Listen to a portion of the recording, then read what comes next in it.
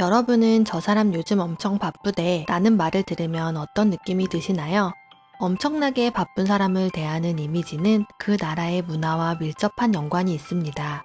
대부분의 미국인, 한국인은 성취를 성공의 척도로 생각합니다. 그래서 이들은 바쁜 사람을 성공한 사람으로 여깁니다. 하지만 대부분의 프랑스인들은 휴가, 레저, 식사 등 자신이 좋아하는 일에 얼마나 많은 시간과 돈을 쓸 수 있는지를 성공의 잣대로 여깁니다. 그래서 그들은 바쁜 사람을 자유가 없는 불쌍한 사람의 이미지로 여길 것입니다. 똑같은 사건을 두고 다른 생각을 가진 사람의 인생은 같지 않습니다. 오래된 집에 살면서 초라하다고 생각하는 사람과 고풍스럽다고 생각하는 사람의 인생이 같을 수 없는 것처럼요. 프랑스인들은 오래된 건물을 밀어내고 최신식 빌딩에서 살기보다는 오래된 곳을 고치고 다듬어서 사는 것을 훨씬 더 좋은 거주지라고 생각합니다. 물론 어떤 가치관이 더 낫다라고 단정 지을 수는 없습니다. 오늘은 한 남자가 프랑스인들과 함께 지내며 느끼고 깨달은 행복에 관한 우리와는 다른 관점, 프랑스식 마인드에 대해 알아볼게요. 우리나라와 미국에서 저 사람은 뭐 하는 사람이야? 라고 물어보면 다음과 같이 대답을 합니다. 변호사로 돈을 많이 벌고 있지. 혹은 슈퍼마켓 체인이 몇 개야? 라고 그 사람의 직업 혹은 그 사람의 직업이 벌어다주는 수입에 대해 이야기합니다. 프랑스에서는 같은 질문을 받으면 이런 식으로 대답한다고 합니다. 변호사로 일해서 번 돈으로 여행 블로그를 해요. 혹은 슈퍼마켓 장사로 돈을 벌어서 음악을 배우고 공연을 다녀요. 라고요. 프랑스인들에게 직장은 자신이 정말 하고 싶은 일을 할 수 있게 해주는 일종의 돈벌이 수단입니다. 그래서 프랑스에서는 성공한 사람들도 청소년들을 대상으로 강연을 할 때 꼭 공부를 열심히 해서 훌륭한 사람이 되어라 라는 목적 지향적인 이야기를 하지 않습니다.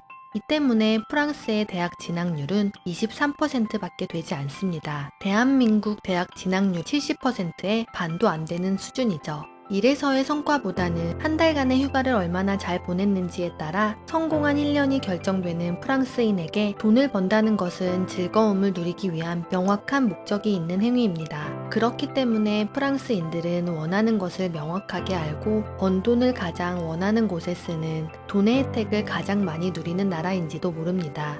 2019년 OECD에서 발표한 PPP를 적용한 1인당 GDP 자료를 보면 OECD 국가 중 대한민국은 9위, 프랑스는 7위를 차지하고 있습니다. 왜 두 나라는 비슷한 경제 수준을 가지고 있으면서도 행복에 대한 척도가 전혀 다를까요?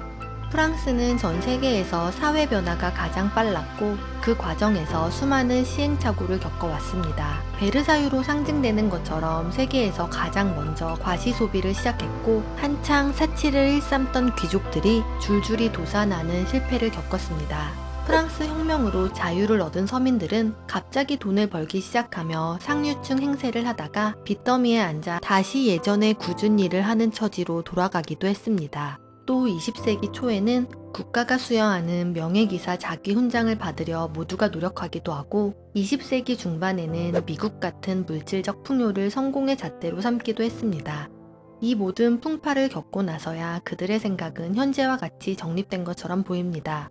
이제 그들은 물질적인 지위로 인생의 성패를 판단하고 성공하려고 발버둥 치기보다 주어진 순간에 충실한 인생이 행복한 삶이라는 힌트를 얻은 거 아닐까요?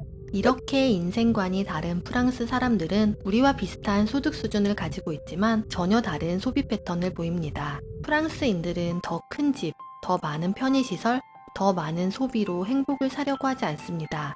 그들은 오히려 개인의 만족을 느낄 수 있는 소비를 지향합니다. 자신의 오감을 자극할 수 있는 감촉이 부드러운 귀한 천으로 만든 이불 세트, 향기로운 향수와 비누, 음질이 좋은 음향기기, 맛있는 음식과 와인의 풍미와 같은 감각적인 즐거움을 위한 지출에 돈을 아끼지 않습니다. 프랑스의 다른 인생관은 어른의 영역과 아이의 영역을 엄격하게 분리하는 육아에서도 나타납니다.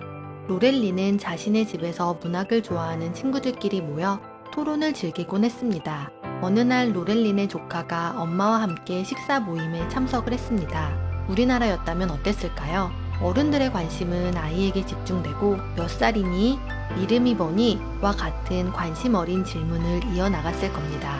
그러나 프랑스인들은 달랐습니다. 아무도 아이에게 눈길을 주지 않았죠. 파티에 참석한 로렐린의 조카는 혼자 인터넷을 하다 어른들의 테이블을 쳐다보다 어른들 사이로 와서 엄마 주변을 서성였지만 어떤 어른도 먼저 말을 걸어주지 않았습니다. 심지어 아이의 엄마도 우리 아이가 심심한가 봐요. 올해 초등학교 2학년 올라가요. 라는 식으로 소개를 하지도 않고 어른의 대화를 그대로 이어나갔죠. 혼자 노는 것이 너무 심심했던 아이는 식탁 의자를 빼서 어른들 사이에 앉아 최대한 예의를 갖추어 자신을 소개합니다. 안녕하십니까 무슈 마담? 제 이름은 안느입니다. 제가 이 대화에 함께 참석해도 될까요?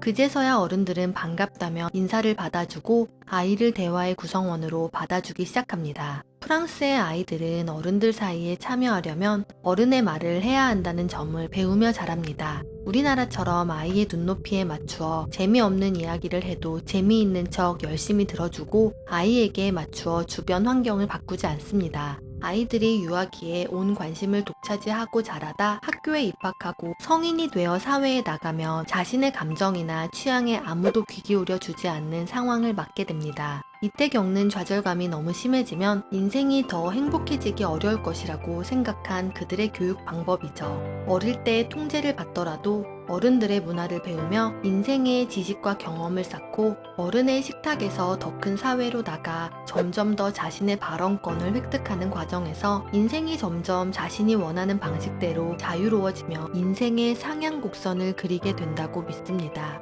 인생의 정답은 없습니다. 하지만 우리와 다른 방법으로 살아가는 사람들을 통해 우리 스스로의 모습을 객관적으로 바라볼 수는 있습니다.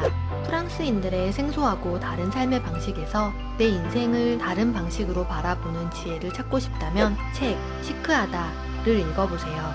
나를 바꾸는 시간 셀프메이드. 구독하고 더 나은 자신을 만들어 보세요.